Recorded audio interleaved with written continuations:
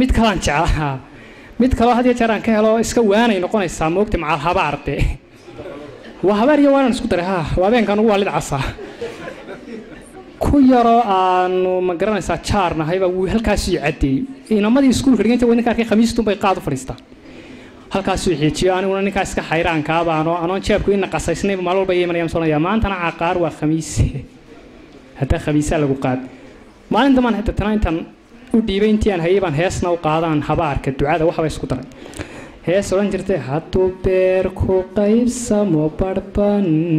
adi ku siin laa soo garan maysaa taasuumaan sacsacad uga dhigay waxaan idhi hadduu murqaan ku qaybsamo barban adi ku siin laa taqsiintayda bidixdana waan ku bedeli laa tadana waan la bixilaa waa dhibaato balwaduye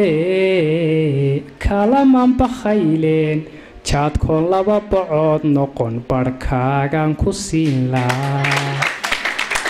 beesal haddaad cabbaysana buraan kuugu dari laa barhgo-aaga mijinbaan biyo raaci odhan laa ilaah waxaan baryaayaa khamiisaha barjayniyo inaad qiiq burburiso jimcahana bukaaniyo dhakhtarka inaad ku baridaa dhakhtarka inaad